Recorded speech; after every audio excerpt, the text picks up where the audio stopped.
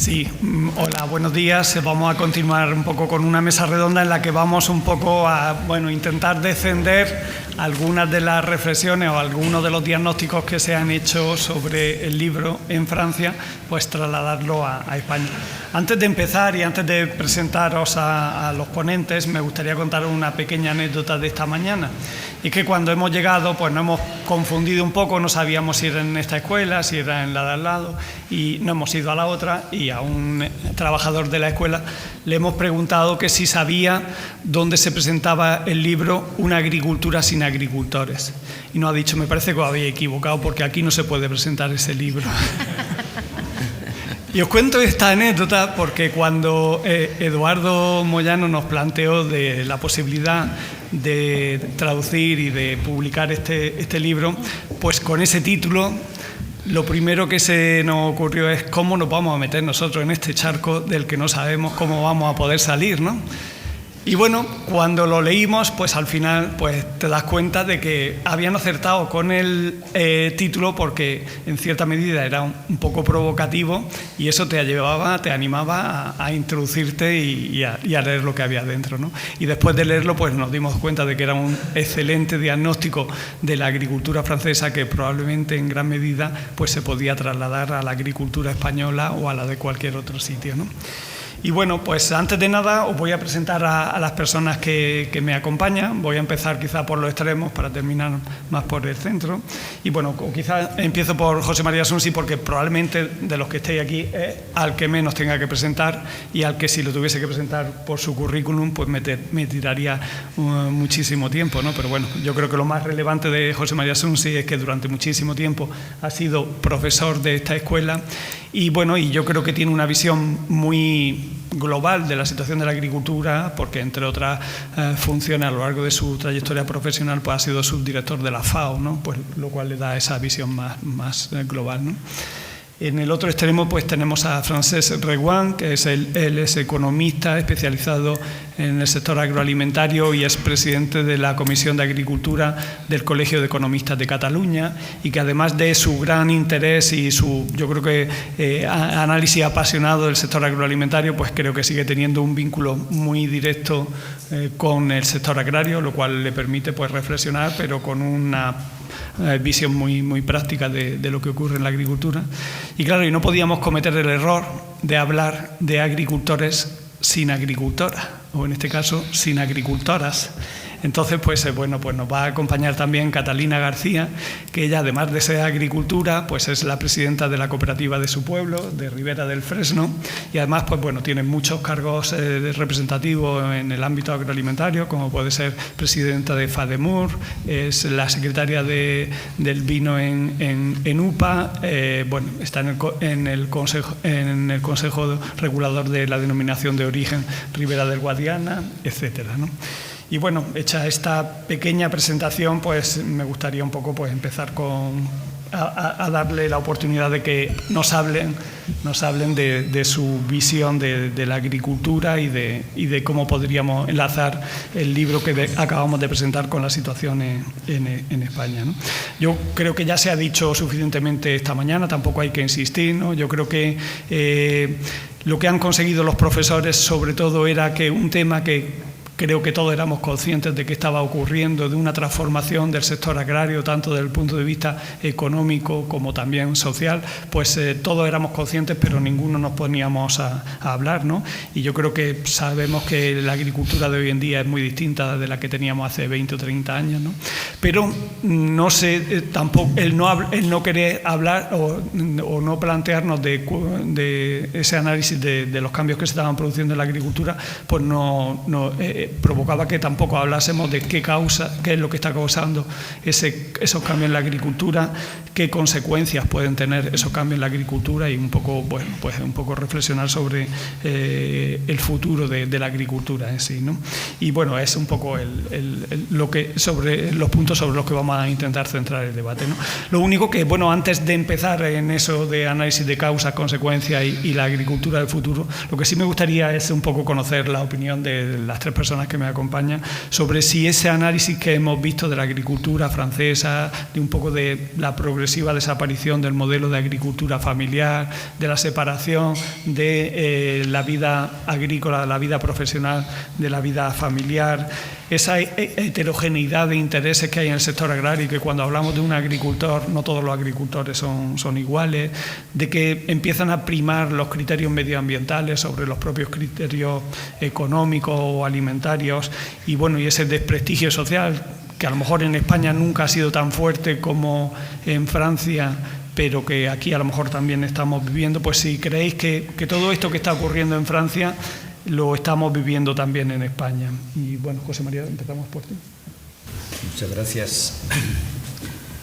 Bueno, en primer lugar yo quisiera felicitar a François Bertrand por su excelente trabajo, un trabajo de un rigor investigador enorme, no solamente manejando estadísticas, sino también como de verdad se aprende lo que pasa en la agricultura, que es con las encuestas. O sea, yo durante muchos años hemos realizado enormes trabajos de campo y yo creo que las cifras de estadísticas, sobre todo los censos agrarios, a veces no son un reflejo fiel de la realidad y complementar eso con encuestas es fundamental para entender qué pasa de verdad en un sector tan complejo como la agricultura.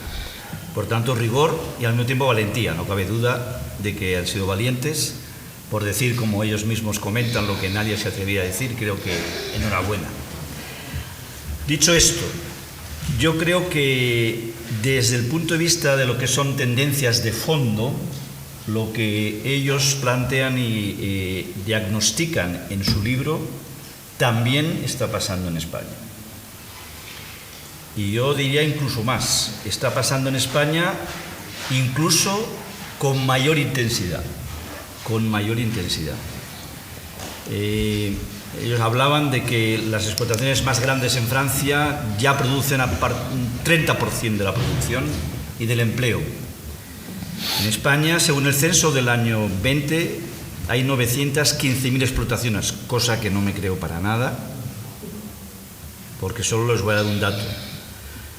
En Francia, como ellos mismos han dicho, hay 380.000 explotaciones y en Alemania 290.000. ¿Quién se puede creer que en un país como España haya 3 veces más explotaciones que en Francia o que en Alemania? Eso es un tema de que el censo agrario no refleja la realidad, porque muchas de estas pequeñas explotaciones, las 450.000, la mitad de las 915.000, no son realmente explotaciones. Y esas tierras están bajo 1000 fórmulas, normalmente cedidas informalmente, para que otros agricultores, los pocos que quedan, de verdad, las lleven. Pues bien, en España, de esas 900.000 explotaciones, 13.500, o sea, una absoluta minoría, 13.500 de 900.015, tienen el 40% de la producción agraria total española y el 55% de toda la cabaña ganadera española. La concentración todavía es mucho más en ganadería que en agricultura, por una razón bastante sencilla, y es que es ganadería intensiva. Estamos hablando de porcino y de aviar, que no necesita tierra. Por tanto, este es un tema importante y que hace una cierta diferencia. La segunda cosa que yo quisiera matizar respecto a pequeñas diferencias es que esta cosa que ha explicado muy bien Bertrand, de casi la mística de la agricultura familiar y que forma parte de la identidad nacional francesa y de la creación de la República Francesa en España, no existe. En mi opinión, no existe. ¿Por qué? Porque tenemos una situación mucho más dual, acuérdense, minifundismo, latifundismo. Y aquí tienen ustedes a una persona que fue presidente de Reforma Agraria en Andalucía. Es decir, el fenómeno de la gran propiedad en España tiene un peso muy grande y, por tanto, plantea una estructura dual que hace que, por ejemplo, pues, temas como las luchas jornaleras o el tema de la República, la Reforma Agraria en la Segunda República o la Reforma Agraria en los años 80, en Andalucía, pues realmente ha tenido un peso muy importante en el imaginario de nuestro país. Por tanto, es matizable el que el tema de la agricultura familiar forme parte de la identidad nacional española, como lo forma en Francia. Y por último, la tercera cuestión, que realmente es una cosa muy curiosa y yo no acabo de entender. Comparto, y termino con esto, comparto la idea que está en el libro de François Bertrand, de que algo hay en la profesión agraria que es casi un tema emocional. y que, como muy bien decían ellos, casi no depende o es bastante independiente del nivel de renta agraria que tengan. Hay una sensación emocional de estar excluidos, de que se les ha abandonado, de que no se les hace caso, de que no pintan nada. Y yo no acabo de entender muy bien esta situación, ¿no? Y es verdad que en España, en las recientes protestas, también ha habido ese problema. También muchos agricultores decían, es que somos marginados, ¿no? Nadie nos hace caso, no pintamos nada, no somos nada, no hay un reconocimiento de la profesión agraria. Pero por otro lado, y termino con esto, y también lo decía muy bien Bertrand, el peso político de los agricultores y del medio rural sigue siendo importante, y por las mismas razones. Es verdad que la elección, el sistema electoral no es comarcal, es provincial, pero también hay un plus para las pequeñas provincias rurales de España, y hay muchas zonas de España donde todavía el voto agrario, el voto rural tiene su peso. Estoy pensando, por ejemplo, en Galicia, estoy pensando en Castilla y León, ¿no? Entonces, hay un peso político de la profesión agraria, pero no hay reconocimiento social. Entonces, no acabo de encajar. Por un lado, no se les reconoce, según ellos perciben, según dicen, pero políticamente tienen un peso. Y lo voy a decir de una forma muy clara. Yo conocí a Bertrand Herbier en un grupo que creó la Comisión Europea, el Grupo Backwell, que él también estaba Tomás, para plantear una nueva política agraria comunitaria en el año 95 y 96, hace 30 años. Éramos 8 independientes, 8 expertos independientes, donde yo creo que al final planteamos un tipo de reforma de la PAC bastante innovador, y esas innovaciones que se mencionaban en ese planteamiento, 30 años después, solo muy parcialmente, como el greening primero o ahora los ecosistemas, poco a poco se han ido incorporando. Pero, por ejemplo, una de las cosas fundamentales, que era ir retirando la ayuda por hectárea a aquellas explotaciones que no hace falta que las tengan, y, por supuesto, que la distribución entre desarrollo rural y ayudas fuera más equilibrada, son cosas que 30 años después no se han conseguido. Y no se han conseguido porque la presión de las organizaciones agrarias y el Consejo de Ministros de Agricultura, liderado siempre por el ministro de Agricultura francés, siempre, frenaban cualquier intento de la Comisión para ir más lejos. Muy bien. Muchas gracias, José María. Francés. Sí, bueno, yo quiero sumarme a la felicitación que ha hecho a los autores del libro. Yo tuve la oportunidad de leerlo en francés y por tanto hace tiempo que lo conozco, ¿no? Pero bueno, este libro va a cambiar muchas cosas y voy a explicar algo, porque tú nos preguntas si este cambio se está produciendo en España. Hace 4 años yo publiqué en la revista Índice, o sea, ¿por qué contamos mal los agricultores? Las ideas centrales de este cambio ya los conocíamos y están escritos. ¿Cuál fue el resultado? Recibí un mail de un miembro destacado de la Unión de Pagesos, dices que te quieres cargar a los agricultores. En cambio, Tomás ha hablado en positivo, dice que está siendo bien recibido, lo cual quiere decir que algo cambiaremos. Es decir, este tema, ya entonces esto hablábamos, claro, nosotros estábamos contando jubilados. En fin, conocíamos personas de 96, conocemos una de 104 que figuran en las estadísticas y entonces esta música de que somos muy viejos, de que son muy viejos, era un despectivo al sector. No tan solo esto, sino que agravaba el tema de relevo generacional. O sea, había una realidad nueva a la que los sindicatos no atendían. Por lo tanto, y en realidad se estaba creando esta realidad con empresas de servicios. Es decir, oíamos en los pueblos, dices que ya no quedan agricultores. Falso, decía, sí, quedan 2, claro, 2 que son los que han juntado y han creado una empresa de servicios que da con la misma superficie y quizás con mucha mejor producción y unos rendimientos superiores por mayor uso de la tecnología. Por lo tanto, sí, Esto ya hace años que ocurre aquí en España, ocurre exactamente, y espero que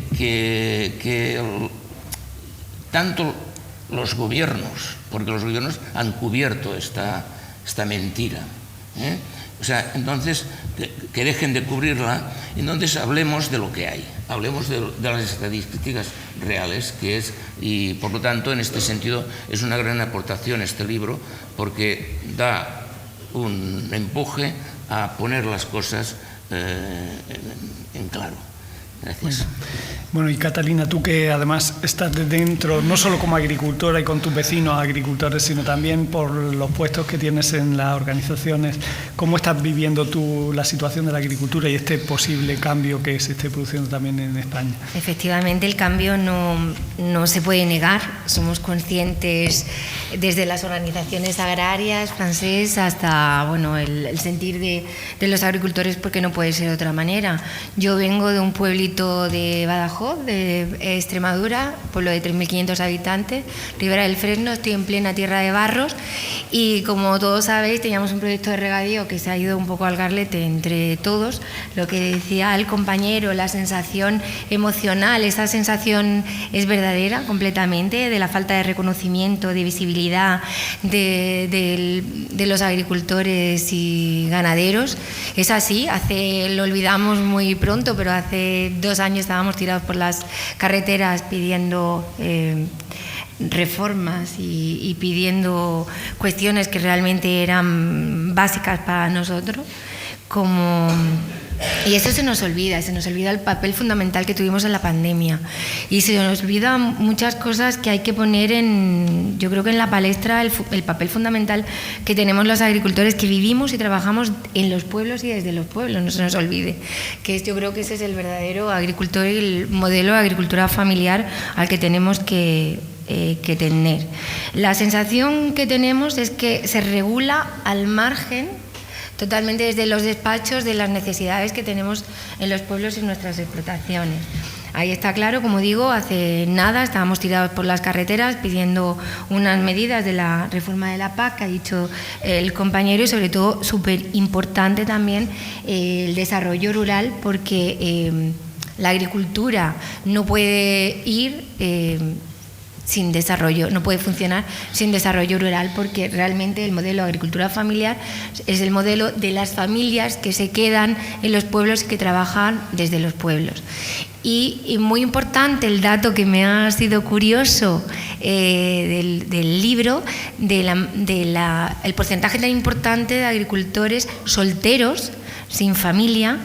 Y esto pasa porque no se tiene en cuenta las necesidades de las mujeres que trabajamos y vivimos en el rural, y de los chicos y chicas del rural.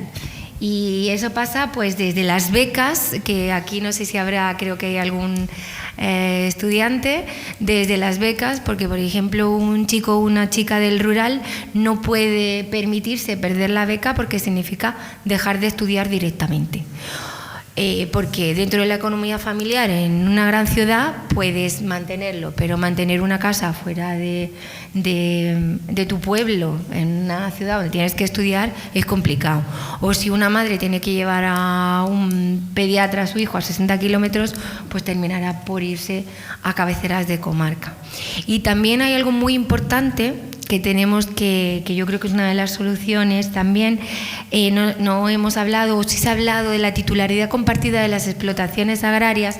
Es que no sé muy bien cómo funciona en Extremadura, pero es algo muy básico que necesitamos reconocer y poner en marcha, que ya lo tenemos puesto en marcha desde el 2011, pero es una medida que no está funcionando porque no se está incentivando debidamente. Y es una medida completamente necesaria para que las mujeres estén en estas estadísticas, sean agricultoras de pleno derecho, y asimismo visibilicen la labor que están haciendo en todos lados, ¿no? En las estadísticas, como bien has dicho, hay muchas cosas que están mal. Tanto en Extremadura como en Andalucía tenemos el cuenta ajena, que es una figura es un complemento a la renta de muchas explotaciones. Como estamos aquí en confianza, como hemos dicho, hay muchísimas mujeres que están cotizando por algo que no es real cuando están trabajando dentro de sus explotaciones y están cotizando por cuenta ajena como trabajadores ajenos a su propia explotación. Todo este tipo de cosas son singularidades, pero que es muy importante a la hora de poner en el papel. Muy bien. Bueno, yo, si os digo la verdad, no sé si nos debería de sorprender que se esté produciendo el cambio en la agricultura europea, francesa, española, yo creo que en todos los países, o si lo que nos debería de sorprender es que no se haya producido antes. ¿Y por qué os digo esto? Si nosotros mirásemos cuál era la situación, la estructura de cualquier sector económico hace 50 años y cuál es la actual, pues veríamos que ha cambiado enormemente. Recordemos dónde comprábamos los alimentos hace 50 años, en pequeñas tiendas de barrio, ahora vamos todos a las grandes cadenas de supermercados. Los hoteles antes eran familiares todos, ahora ya son todos grandes cadenas. Y bueno, ¿y qué os voy a contar del sector financiero, en el que pues el panorama que había hace 50 años era totalmente distinto al actual? Y creo que en cualquier sector económico pues esos cambios esas transformaciones han sido radicales, ¿no? Mientras que en el sector agrario pues ha sido progresivo, pero muy lento hace años, y ahora parece que se está acelerando. Entonces, un poco lo que os quería preguntar es ¿por qué creéis que no se ha producido antes este cambio? Y seguimos el mismo orden. Yo creo que sí que se está produciendo, pero es verdad, como dices bien, que es más lento y un poco retardado. En mi opinión, yo creo que esto tiene que ver con distintos elementos, probablemente la propia idiosincrasia de la agricultura familiar y de la imbricación de la familia con la explotación, lo cual quiere decir que no es simplemente una unidad productiva, sino que es más que una unidad productiva, y por tanto, digamos que romper esto, o superar esto, más que romper, superar esto hacia unas fórmulas más empresariales, pues tiene ciertas dificultades por esa inercia de un modelo que tiene parte productiva, pero parte también social y familiar, lo que es la familia, de la explotación familiar. Pero hay un segundo elemento que para mí es clave, que es el factor tierra.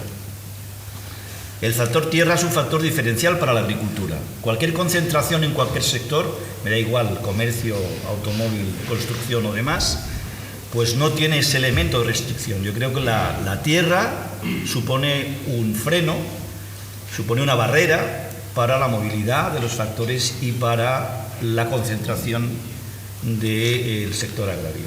Es verdad que esta dificultad se ha ido resolviendo con arrendamientos, con cesiones informales, se está resolviendo con criterios empresariales, con fórmulas jurídicas nuevas. O sea, por tanto, yo creo que ahí hay un avance claro. Y por último, y termino ya, yo creo que la política agraria comunitaria, tal como existe y la conocemos, también en cierto modo ha actuado un poco retardataria de todo este proceso de concentración. Yo no digo si es bueno o malo, digo que en mi opinión, tal como se concibe la política agraria, ha actuado como un cierto también retardatario de este proceso. ¿Por qué? Bueno, pues porque las ayudas por hectárea, siguiendo la teoría ricardiana de la renta de la tierra, se han incorporado a los precios de la tierra o a la renta de la tierra, y por tanto esto ha supuesto una cierta rigidez a la movilidad de la tierra, que es básica para un cambio estructural y para una concentración. Y hay un ejemplo muy claro en España. El sector más dinámico de la agricultura española, sin ninguna duda, es el sector hortofrutícola, que curiosamente no ha recibido durante tantos años la de ayuda por hectárea.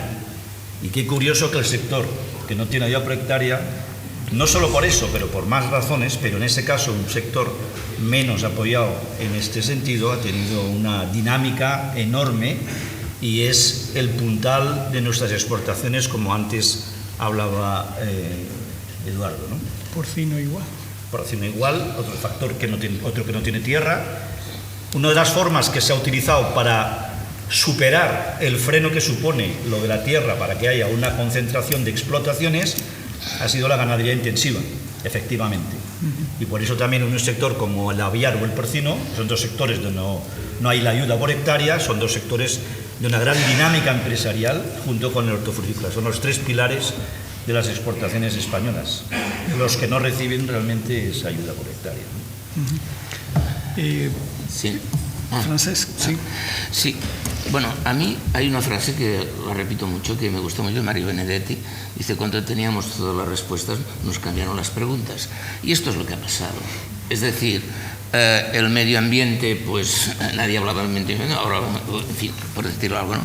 La cultura, el cambio cultural, sociológico, por muchas razones que lo hemos comentado, la soltería, la nuclearización de la familia, etcétera, etcétera, y la tecnología. La tecnología es un reclamante, o no sé cómo, de dimensión. Entonces, ante esto, pues hay que, es decir, hay una realidad, pues hay o nos agrupamos y creamos unidades más grandes o salimos de la foto. Y esto es lo que está pasando, pero además lo transforma todo. Hay otro elemento que es que el sector, yo soy optimista, yo soy optimista, pero optimista dentro de la realidad, dentro de un proceso que va a ir evolucionando. Y una de las formas de evolución necesarias que yo creo que hay que potenciar es contar el sector en conjunto. El sector en conjunto. ¿Dónde van a parar los agricultores?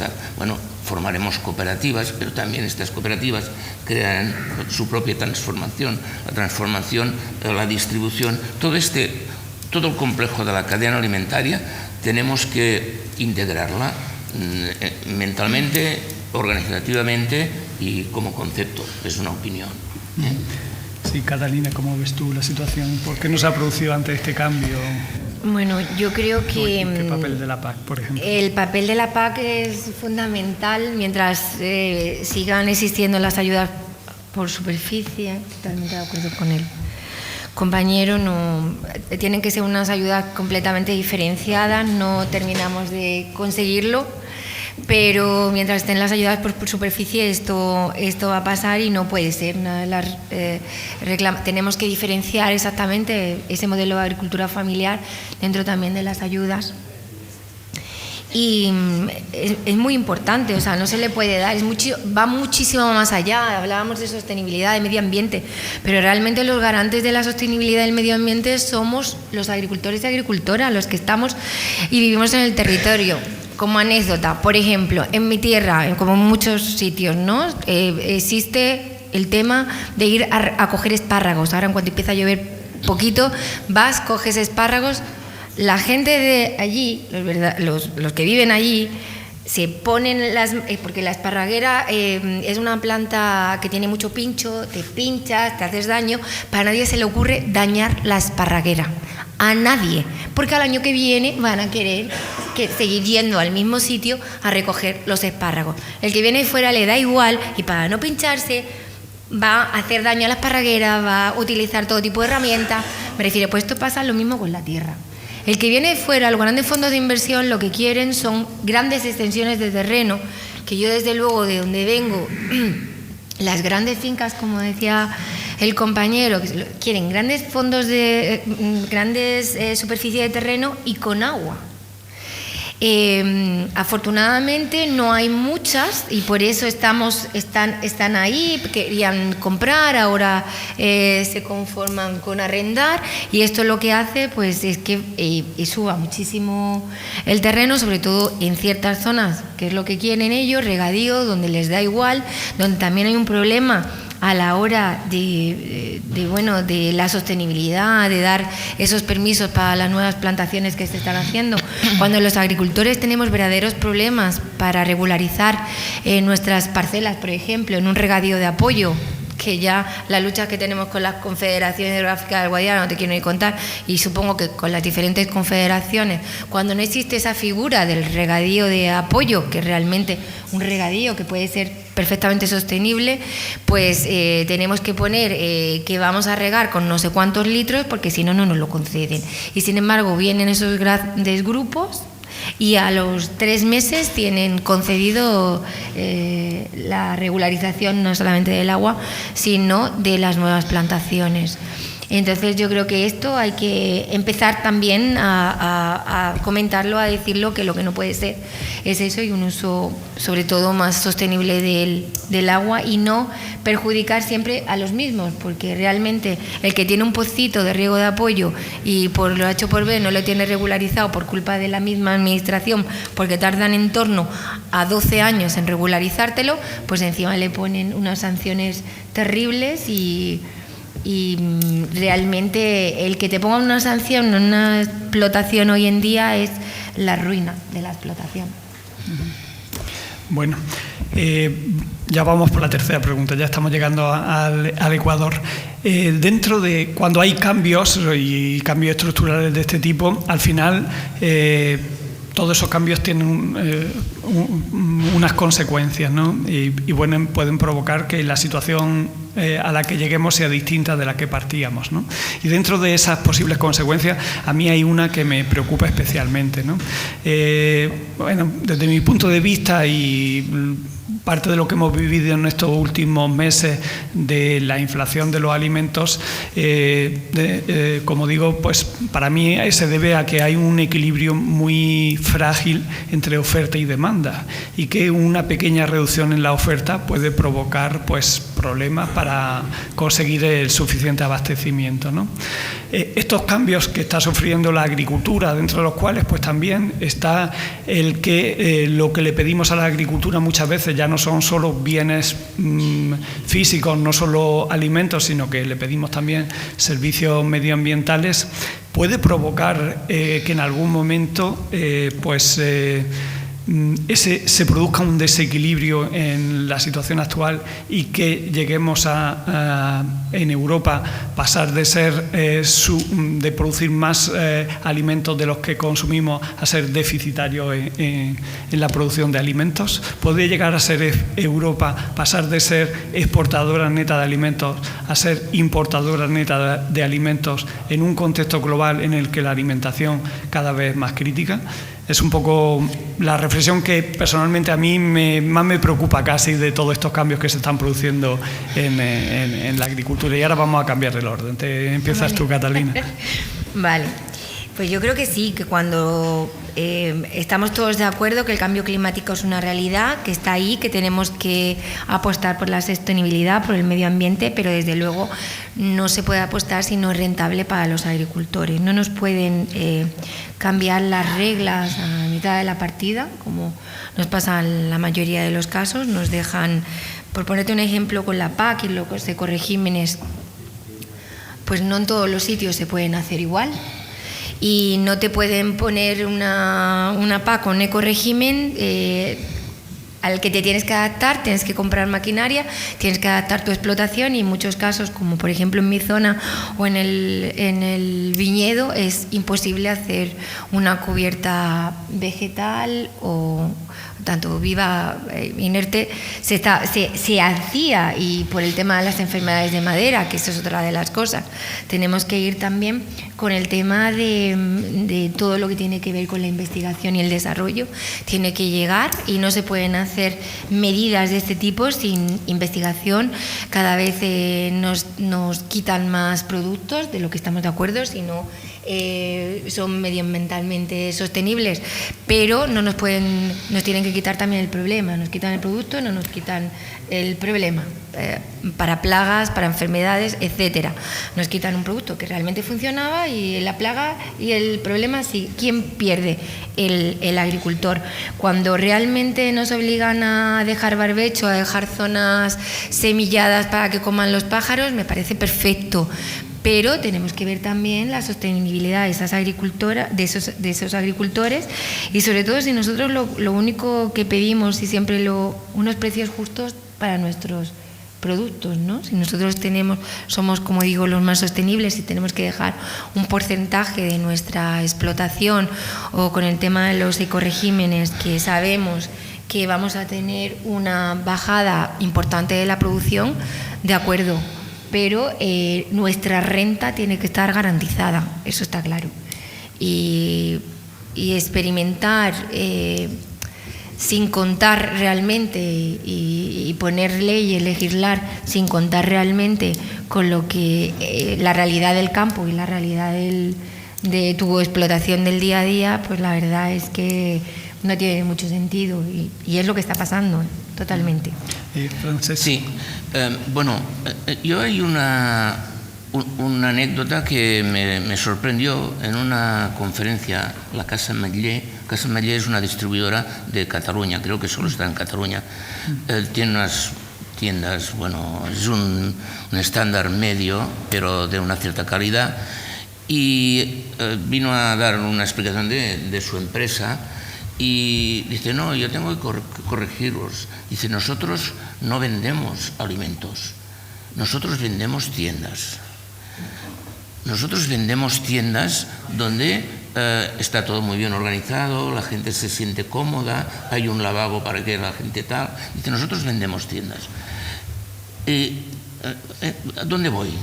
Nosotros no solo vendemos alimentos, no solo producimos alimentos. Y aquí está que por esto hay una parte de la agricultura que tiene otros consumidores, que ya no son consumidores de alimentos, son consumidores de patrimonio gastronómico, son consumidores de paisaje, son consumidores de tal. Entonces, por lo tanto, y aquí forma parte de... Yo defiendo el modelo de dos agriculturas.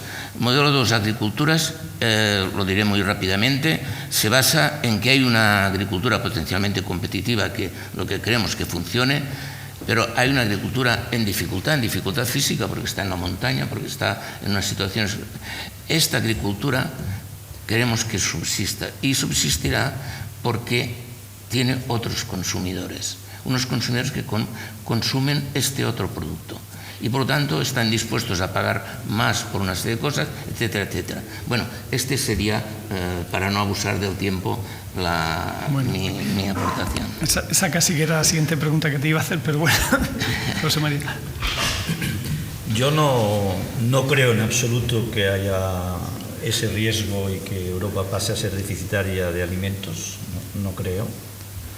Si las cosas más o menos siguen la tendencia de los últimos años, el modelo agroalimentario europeo está muy asentado, es el primer exportador mundial de productos alimentarios. Me resulta difícil imaginarme, bueno, quizá a muy largo plazo, pero en fin, en un plazo corto medio me resulta difícil ver esta situación de una Europa con problemas de déficit alimentario, ¿no? De todas maneras, en esa pregunta hay dos elementos que hay que considerar. Uno, lo ha planteado Catalina muy bien, es los mercados y los precios de los alimentos. Yo tengo la impresión de que este proceso de inflación alimentaria no va a desaparecer fácilmente y puede volver, porque hay elementos que hacen que probablemente nos adentremos en una etapa larga de una alimentación algo más cara, por tres razones. Primero, por el tema del cambio climático, porque, como dices tú, oferta-demanda está ajustada y hay situaciones climáticas de sequía, por ejemplo, que han provocado que estemos comprando aceite de oliva a 15 euros, lo cual hace 4 o 5 años era algo absolutamente inimaginable. Y está aquí. Probablemente ahora vuelva a bajar porque parece que hay una cosecha muy buena, pero puede ser en otros productos. Por tanto, el tema cambio climático es un factor que puede influir. El segundo tema que yo creo que puede influir también es el aumento de los costes de producción. Yo creo que los costes de producción muy vinculados a temas de energía y tal, pues puede haber situaciones también de inflación vía costes. Y por último, el tema medioambiental, como decía bien Catalina, es que realmente si queremos una agricultura sostenible y que tenga que asumir ciertas prácticas y restricciones ambientales que la sociedad ha ido poco a poco adaptando y apoyando, probablemente esto implicará que los precios de los alimentos sean un poco más caros. Y evidentemente si entramos en esta fase, pues eso va a ser un elemento que va a ayudar a que no haya un problema de déficit alimentario, porque si los precios son razonablemente interesantes, pues no va a dejar de haber la producción. Y por último, el segundo elemento, el primero es mercados y precios, y el segundo es la PAC. Y aquí tengo que decir que la resistencia al cambio en la PAC en estos 30 últimos años ha sido una cosa, en mi opinión, muy negativa, muy negativa. Y yo creo que se abre ahora una ventana de esperanza con el diálogo estratégico que ha lanzado la presidenta de la Comisión y cuyo informe de conclusiones se acaba de publicar hace un mes. Tengo razonables esperanzas, aunque esto es la teoría, luego la práctica, hacer esto en la práctica va a ser enormemente complicado, pero al menos hay un cierto consenso en la necesidad de cambiar fuertemente la política agraria comunitaria y en especial su elemento clave, que es la ayuda a la renta, ¿no? Que se llama ayuda a la renta, no sé por qué. Y creo que realmente ahí hay un cambio importantísimo. La ayuda por hectárea debe replantearse en muy buena medida. Para estas explotaciones tan empresariales no sé qué sentido tiene ninguna ayuda de la PAC por hectárea. Necesita. En las pequeñas, probablemente muy pequeñas tampoco, porque incluso lo que decía Bertrand, de que han encontrado la sorpresa de que hay explotaciones muy pequeñas pero muy innovadoras y que pueden tener un futuro, por tanto. Pero yo me pregunto una cosa muy sencilla: a esa explotación tan pequeña que es tan innovadora y que puede llegar a ser algo, esta startup, ¿qué le conviene más? ¿Una ayuda por hectárea que son 3 pesetas o 3 euros? ¿O una ayuda a la innovación y a la inversión en esa innovación? Es que está clarísimo. Es que está clarísimo. Es que la PAC está mal. Está mal desde hace 30 años. Totalmente. Y creo que ahora se abre una esperanza que no sé en qué acabará, porque realmente la teoría está bien y hacia dónde debe ir el cambio, pero la práctica y la operatividad es muy compleja, hay que reconocerlo. Bueno, ya casi que nos vamos aproximando al final y además me gustaría dejar 10 minutos para que los que estáis aquí pues podáis también preguntar o reflexionar sobre el tema, ¿no? Pero bueno, casi que se me ha adelantado, Francesc, a una pregunta que a mí me hacen con mucha frecuencia, que no sé muy bien lo que responder y os la voy a trasladar a vosotros a ver si me dais la respuesta para cuando me la vuelvan a hacer, ¿no? Y es que con estos cambios que se están produciendo parece que cada vez hay menos agricultores, que cada vez se están abandonando más explotaciones, que hay poco interés por los jóvenes por incorporarse a la actividad agraria, y frente a eso nos encontramos que cada vez hay más inversores, que cada vez hay más fondos de inversión invirtiendo en agricultura. Y entonces, claro, a mí lo que me dicen, lo que me preguntan y a mí me surge la duda es: ¿vamos a terminar en una agricultura controlada, dominada solo por fondos de inversión? ¿O el papel del agricultor más o menos tradicional va a seguir teniendo un peso importante? Catalina, otra vez. Hombre, yo espero que no. O sea, lo que ha dicho Francesc, ¿no?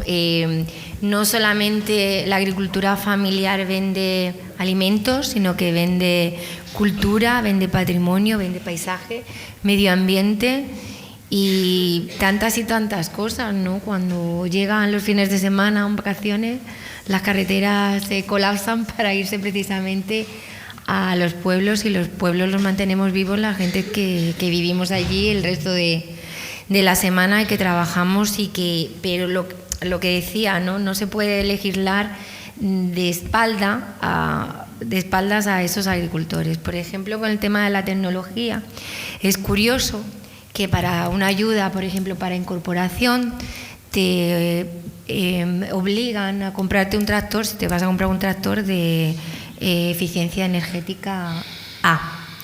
Y cuando vas al mercado a comprarte el tractor, no hay tractores.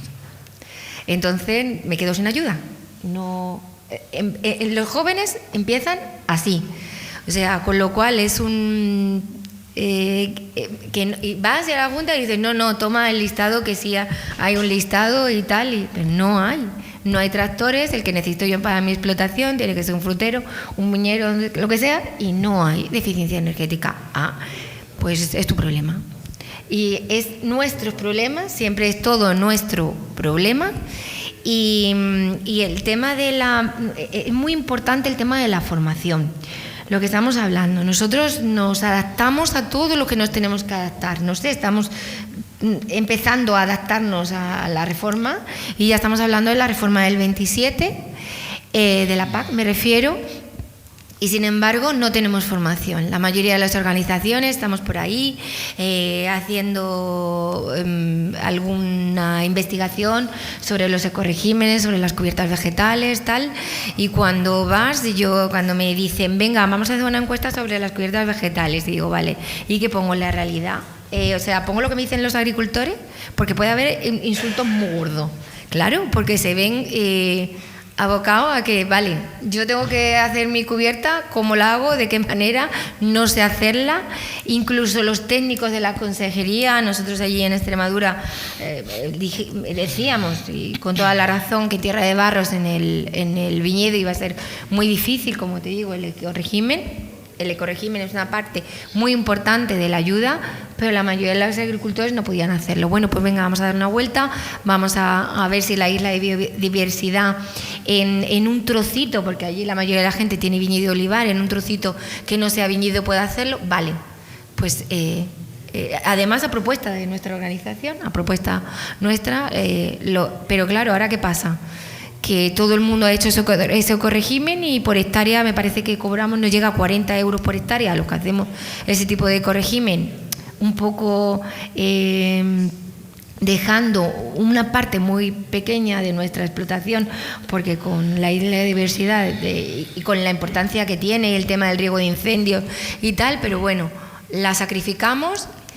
Pero al final cobramos, ¿qué? 40 euros, no llega a 40 euros, y un ecorégimen normal nos decían que iban a ser entre 115 y 150. Cuando echamos las cuentas, cuando nos dicen, no, si es una buena reforma de la PAC y echamos las cuentas no nos salen. Entonces, tenemos que mirar por los jóvenes, tenemos que mirar por el tema de la burocracia, que es algo que desde luego que tenemos que tener todas las garantías, por supuesto, pero es que la burocracia nos come y necesitamos formación, necesitamos ese apoyo a los jóvenes, ese apoyo a la incorporación de las mujeres, ese apoyo a la agricultura familiar y eso es muy importante. Francesc. Sí, no, preguntabas si terminara todo en unos cuantos fondos de inversión. A mí este tema me preocupa mucho. O sea, no hay que ser el gurú de los mercados para saber que con cambio climático, con más población en el mundo y todo esto, todo el complejo alimentario se está complicando. Y cuando las cosas se complican, los precios suben. Y esto ya lo aprendimos cuando teníamos 3 años, pues todavía funciona así y todavía más. Por lo tanto, ¿qué están buscando los grandes fondos? Están esperando el hambre. Están esperando el hambre. Es una forma de decirlo, pero es así. Por tanto, a mí me preocupa. Me preocupa que perdamos el control sobre un bien que tendría que ser algo más que un negocio y sobre todo un negocio especulativo. O sea, hemos vivido situaciones de especulación muy graves en este proceso y por lo tanto este tema, ¿cuál es la respuesta? Pues tenemos que aliarnos entre nosotros y esto tiene algunos nombres, pero a mí me gusta el modelo de cooperación siempre bien entendido. Las cooperativas tienen que mejorar muchísimo, tienen que ser mucho más competitivas y tienen que entender que el mercado funciona con unas reglas que hay que respetar y jugar con estas reglas, acercarse al mercado para poder digamos, ser unas empresas emergentes. Este es mi opinión. Sí, José Manuel. No, yo no creo que la agricultura vaya a ser un sector en exclusiva dominado por las grandes empresas agrarias o fondos de inversión. No creo. Eso no quiere decir que la participación de esas fórmulas en la producción total agraria, en el empleo agrario y en la ganadería sea cada vez más importante. Cuidado, eso yo creo que es una tendencia que continuará. Ahora estamos en 40, pues será el 50, será el 60, ¿no? Pero de ahí a que solo va a haber ese tipo de fórmula, yo no creo. Yo estoy de acuerdo con lo que decía François Bertrand Hervier, que vamos a un sector agrario complejo, donde coexisten fórmulas muy diversas, tanto empresariales como jurídicas, como fondos de inversión, como explotaciones agrarias no familiares, pero ya empresas, porque cuidado, hay que distinguir la agricultura familiar de lo que es un agricultor de tipo medio, que está él solo contratando una serie de labores y puede tener una visión muy empresarial. Por tanto, la agricultura familiar va desapareciendo y la filosofía y esa mística familiar desaparecerá, pero habrá agricultores, aunque no trabaje él, la mujer y 3 niños. Habrá agricultores, seguro que habrá agricultores, pero para ello es fundamental que haya una política agraria que tenga muy claro a quién se dirige, y la política agraria tiene que dirigirse a ese segmento medio de agricultores que pueden empresarialmente salir adelante, y ahí hay que dar no solamente apoyo a la renta para ser viables, si están en una situación justo en la frontera de la viabilidad, hay que dar apoyo para la innovación, hay que dar apoyo para muchas cosas, para la formación, como decía muy bien Caterina. O sea que yo creo que sí va a haber una clase media de agricultores y va a permanecer. Yo diría que si realmente se llega a poner en práctica la idea del diálogo, que está en el diálogo estratégico, ¿no?, de centrar la ayuda en esos agricultores medios que son viables o pueden ser viables, yo creo que podemos tener un modelo de agricultura interesante, que es una agricultura de explotaciones medianas interesantes, y luego un pequeño segmento que producirá la mitad de la producción, pero que es un segmento muy empresarial y muy rentable. Creo que ese es el modelo al que vamos. Ahora bien, y termino con esto, yo creo que ese modelo al que vamos, los agricultores de verdad en España no van a ser más de 250 o 300.000. O sea, la cifra del censo de 915.000, eso no existe, eso es una ficción, esto es una fantasía que deriva de cómo se hace el censo y a quién se pregunta, ¿no? Y muchas veces se pregunta a alguien que tiene esas tierras pero que no las lleva, y ni siquiera está en el campo. Y lo último que quisiera decir, porque eso es muy importante, es este tipo de modelo que representa desde el punto de vista productivo y del medio rural. Desde el punto productivo es positivo, porque es un sector más innovador, más competitivo, más eficiente, por lo tanto es bueno. La parte que podría ser mala es la parte rural, del tejido rural. Pero ahí también yo hago una llamada de atención, porque supuestamente estos cientos de miles de pequeñísimos agricultores que figuran en el censo y que no llevan las tierras ellos, muchos de ellos ni siquiera viven en el medio rural, con lo cual incluso decir, bueno, eso es muy malo para el desarrollo rural, pues yo no lo tengo tan claro. Y desde luego, y termino con esto, a ver si se enteran los altos dignatarios europeos, yo le sugeriría a François y a Bernard que le manden el libro a Ursula von der Leyen. Bueno, una última pregunta para los tres, pero os pido la mayor brevedad posible en la respuesta, y es ¿cómo veis el futuro de la agricultura española? Y empezamos por ti, José María. Ya. Pues el futuro, ya no me voy a extender porque lo acabo de decir, veo un futuro con un pequeño en número de grandes empresas y fondos quizá que producen la mitad de la producción agraria en España, muy pequeño en número pero muy grande en peso económico. Y veo 200, 300.000 agricultores de tamaño medio apoyados por una PAC que de verdad dirija la ayuda a la renta a ese segmento. Y no solamente ayuda a la renta, sino, por ejemplo, lo que decía de los ecoesquemas. Es verdad que están infradotados probablemente algunos de los ecoregímenes. ¿Pero por qué están infradotados? Porque se gasta mucho dinero en darle dinero por hectárea a gente que no lo necesita. Efectivamente. Y que no sirve para nada. Es absurdo. Si concentráramos las ayudas en un segmento pequeño, sobraría dinero para a lo mejor pagar mejor los ecoesquemas. Efectivamente. Bueno, pues nada, por alusiones, Catalina. Bueno, yo no puedo, porque lo han explicado muy bien, seguro que Frances lo explica muy bien, pero entonces yo voy a Creo que el futuro de la agricultura pasa por la visibilización de las mujeres y que las mujeres estemos de una vez en los papeles y de esa manera podamos optar a esos puestos de responsabilidad que en el rural está, porque es masculinizado y envejecido, está masculinizado y envejecido, que realmente podamos optar estar en los sitios donde realmente se toman decisiones que nos afectan y mucho en la vida cotidiana del rural. Y yo creo que eso cambiaría mucho, porque las mujeres trabajamos de forma diferente, gestionamos de forma diferente y somos un valor muy importante que hay que poner en alza. Yo creo que cambiaría mucho también el panorama de las cooperativas y del rural en general, porque tenemos que estar en todo, como digo, en todos los sitios donde se toman decisiones. Francesc. Bueno, yo no tengo tiempo para explicar lo que ahora estoy pensando. Te vamos a dejar que escriba un libro. No, sí. O sea, hay una reacción contra la PAC que me parece lógica, me parece totalmente lógica, pero yo tengo la impresión de que se están diciendo cosas que no van en la línea que nos puede crear una buena vía. Dicho esto, yo ahora no puedo explicar. Yo defiendo el modelo de las dos agriculturas, con lo cual, ¿dónde tendría que ir la PAC? Pues a sostener de una forma discriminada, a impulsar de una forma discriminada, a sostener la agricultura en dificultad para que siga.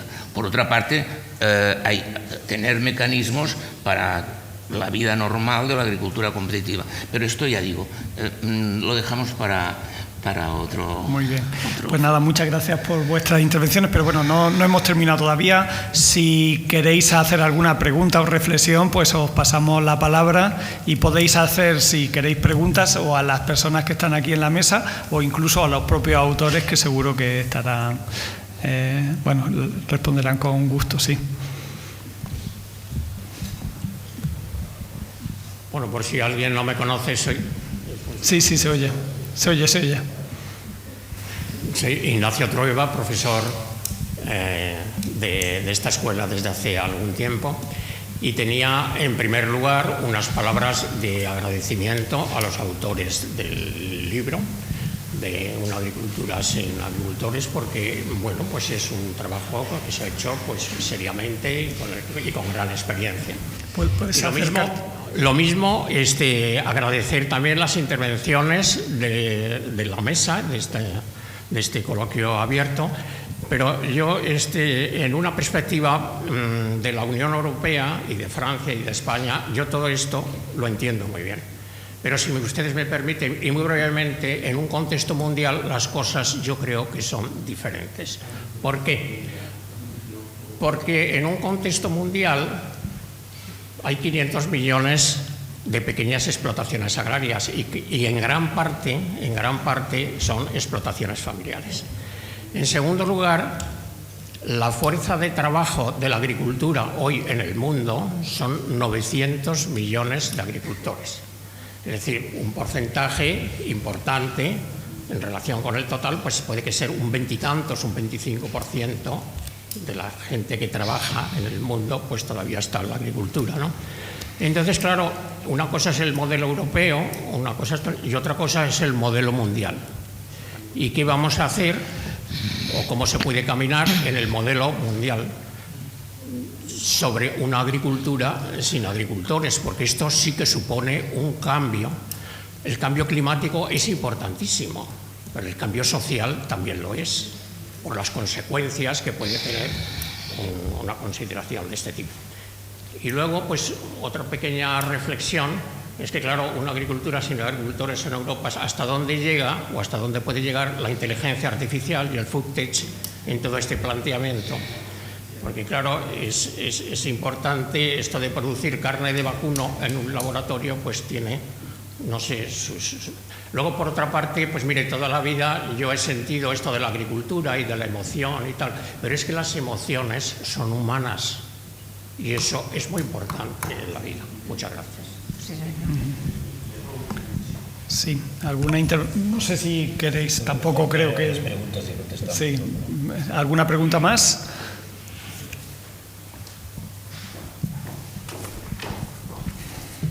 Más que nada para animar. Una de las reflexiones que a veces nos surgen también en el equipo de Cajamar es hasta qué punto se puede seguir defendiendo el modelo de explotación familiar y no sería mejor hablar del modelo de explotación con base territorial. En la medida que aquel modelo de explotación familiar donde la familia trabajaba con hijos y se trasladaba la explotación de padres a hijos, pues no está desapareciendo. Pero hay otra agricultura con base territorial que genera empleo, que genera actividad y que en definitiva pues está provocando pues, el crecimiento de la actividad económica del medio rural y que sigue siendo importante, independientemente de que a lo mejor ya está basada en otras estructuras estructuras societarias que en muchos casos pues, son sociedades agrícolas de transformación, cooperativas, explotaciones comunitarias de la tierra o sociedades limitadas. Entonces, en definitiva, creo que a lo mejor deberíamos empezar a pensar más que en una agricultura familiar, en una agricultura con base territorial, que tienen compromiso territorial y que generan actividad y empleo y que no son necesariamente familiares, ¿no? Bueno, es una reflexión porque a veces también la terminología pues es importante. La segunda, me parece muy interesante todo lo que decís, que en definitiva la coexistencia de modelos. Evidentemente antes explicábamos de alguna forma que desde el punto de vista cuantitativo cada vez menos agricultores producen más y hay una mayoría de agricultores que están perdiendo, digamos, protagonismo desde el punto de vista cuantitativo en el mercado. Pero en todo caso que sigue siendo necesario precisamente por esas funciones, ¿no? que de carácter territorial, histórico, paisajístico, medioambiental. Pero en definitiva la coexistencia de modelos lo que conlleva necesariamente es a que haya necesidades distintas y por lo tanto instrumentos de apoyo distintos. Y que creo que esto la futura PAC lo tiene que tener en cuenta. Cuando tenemos una realidad distinta a la que se había generado en los años 60, que es cuando se crea la PAC, yo siempre he dicho que la PAC no deja de ser la consolidación de derechos adquiridos, porque en definitiva lo que se ha tenido en cuenta cuando ha habido sucesivas reformas es el reparto de presupuestos, primero entre Estados miembros y segundo, mantenimiento del status quo dentro de los Estados miembros para que no haya demasiada conflictividad. Entonces, bueno, a lo mejor ha llegado el momento de ser conscientes de la nueva realidad y empezar a pensar que la coexistencia de modelos lleva inevitablemente a la necesidad de dar instrumentos distintos para realidades que también lo son. Y cierro hablando de los fondos de inversión. Nosotros estamos viendo en la entidad que, bueno, efectivamente ha habido una irrupción de la entrada de fondos de inversión, sobre todo en aquellos sectores mediterráneos, en frutas y hortalizas, aceite y oliva, pero francamente también tienen debilidades. Primero, no todos los fondos de inversión vienen con las mismas intenciones. Evidentemente la mayoría viene con planteamientos a corto plazo, en 5 años de alguna forma rentabilizar la inversión, obtener plusvalías y vender a poder ser por mayor valor la empresa que han comprado. También hay fondos de inversión que vienen con una perspectiva más a largo plazo, pero son los menos. Pero los que vienen con una perspectiva de corto plazo se están encontrando que es que este sector no es como una fábrica de tornillos. Aquí hay variables que no son controlables, por ejemplo las climáticas. Evidentemente el cambio climático está produciendo oscilaciones cada vez más grandes desde el punto de vista productivo y por lo tanto la rentabilidad a corto plazo pues es mucho más complicada de garantizar en este sector que en otras actividades económicas. Pero hay otro elemento también que pesa mucho sobre los fondos de inversión y es el fondo de comercio. Cuando ellos compran una empresa se apalancan financieramente porque tienen que pagar un fondo de comercio, una estructura, una propiedad que en gran medida les lleva a un apalancamiento financiero que limita mucho su rentabilidad. Por lo tanto, yo francamente considero que han llegado, algunos estarán, pero que el éxito que en principio consideraban que podía derivarse de la incorporación al sector agrario no se está correspondiendo con la realidad, que es mucho más compleja que la que ellos consideraban al principio. Por lo tanto, yo sigo pensando que el sector seguirá en manos de los especialistas y de los que ya están ahora mismo en el sector. Lo que pasa es que van a tener que reconfigurar sus estructuras societarias y Yo defiendo y creo firmemente, un poco lo que ha dicho Francesc, tiene que haber una mayor relación y apertura e integración horizontal y vertical en la cadena para que realmente mejore su posicionamiento en el mercado y permita compatibilizar una mejora de la competitividad también con una mejor retribución del valor que se genera en la cadena, que evidentemente ahora mismo no es el caso. Sí, bueno.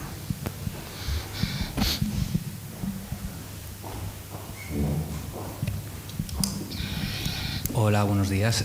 Soy Colo Pindado, funcionario del Ministerio de Agricultura. Yo voy a hacer una pregunta, no un comentario. Estamos hablando de agricultura familiar. Mi pregunta sería en la mesa, ¿cómo la definimos? Si queremos que sea un objetivo, cojo un término que ha empleado Eduardo, la terminología, ¿no? Primero hay que definir. Y Jimena Asunci ha dicho que hay que tener un público objetivo, un target. Entonces, las administraciones públicas, si quieren hacer algo por alguien, primero tendremos que definirlo, ¿no? Esa es la pregunta. ¿Quién responde?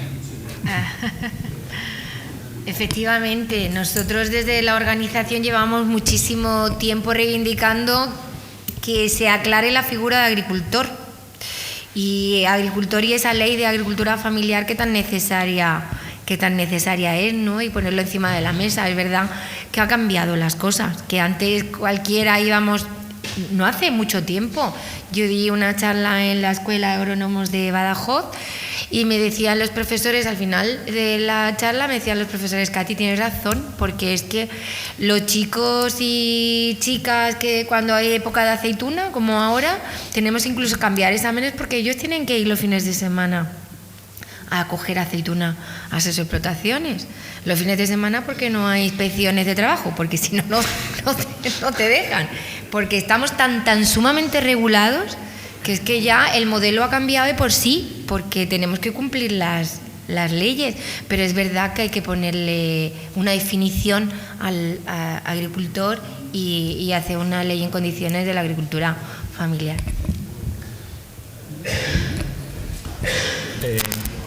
Bueno, respecto a lo que ha planteado Ignacio Trueba, es evidente que el modelo de agricultura europeo es uno y lo que ocurre en los países en desarrollo es otro tema y es otra situación, y es evidente que esto supone un problema desde el punto de vista de seguridad alimentaria mundial. Tanto Ignacio como yo hemos tenido funciones en FAO y por tanto somos conscientes y expertos en el tema, pero bueno, hoy tocaba el tema modelo europeo, pero es verdad que a veces hay que tener una mirada más amplia y es cierto que el tema de la agricultura familiar tiene una muy pequeña además, o sea que en muchos casos son casi explotaciones de subsistencia, o sea, realmente prácticamente la explotación lo que cumple es un papel de alimentar a la familia, o sea, ni siquiera apenas vende al mercado, con lo cual estamos hablando de una categoría que no existe en Europa. En Europa no hay agricultura de subsistencia que da para comer, ¿no? Eso a lo mejor hace 100 años existía, ahora no. Bien, respecto a lo que decía Eduardo, yo creo, bueno, el tema este de la agricultura con base territorial o con base de tierra es una idea interesante, es un concepto y una nominación interesante porque marca una vinculación entre la actividad agraria y la tierra, lo local, es decir, todo lo que es la tierra, todo lo que es medio ambiente, desarrollo local, ¿no? La españolacía, etcétera, etcétera. O sea, creo que añade un elemento que es interesante porque no solamente producir, sino además hay otra serie de funciones, acordémonos de la multifuncionalidad de la agricultura, y esa idea de incluir la denominación de la tierra pues marca esa pauta de que además de alimentos produce, ¿no?, una conservación de la tierra, una serie de impactos ambientales positivos, el tema de incendios, etcétera, etcétera. Me parece interesante. Respecto al otro que decía de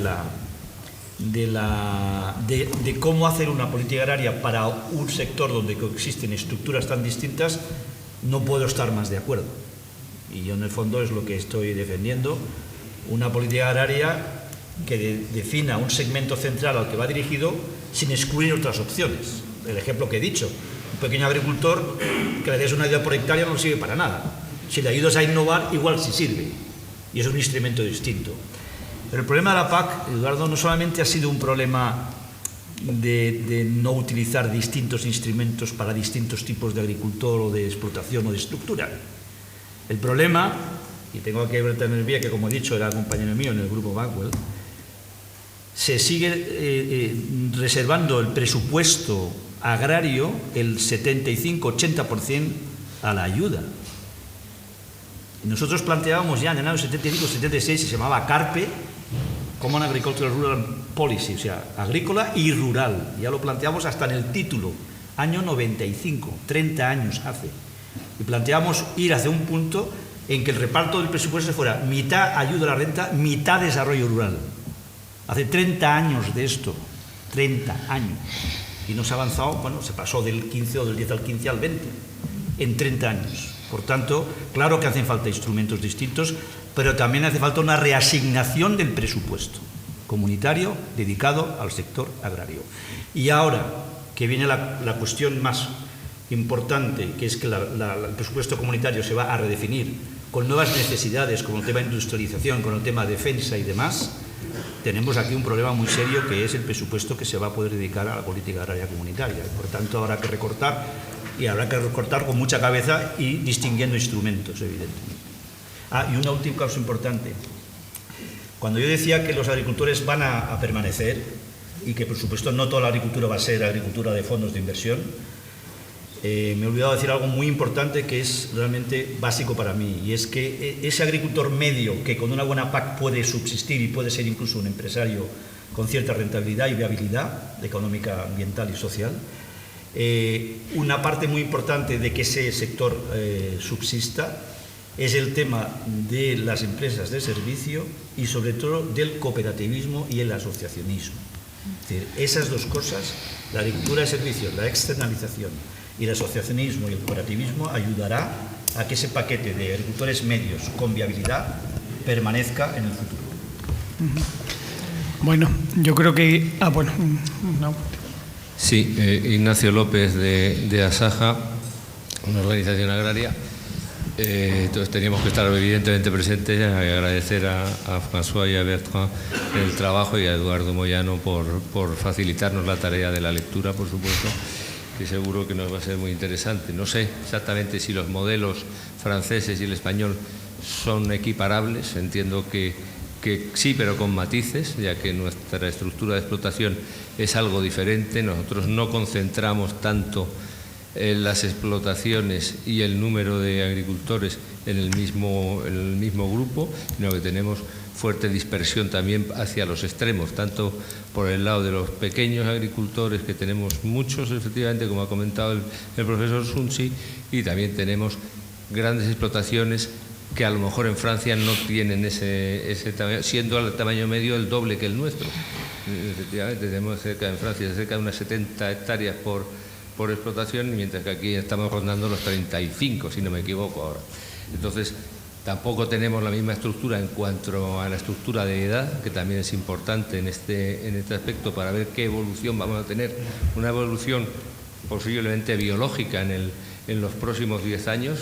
Entonces, a la hora de planificar creo que es importante y tal vez, desde mi punto de vista, esto ya es un poco tal vez más personal, nos estamos centrando mucho en los objetivos, que evidentemente tienen que ser, en los modelos, y estamos dejando un poco de lado, a lo mejor no nos centramos como debería y como se merece en las herramientas para conseguirlo.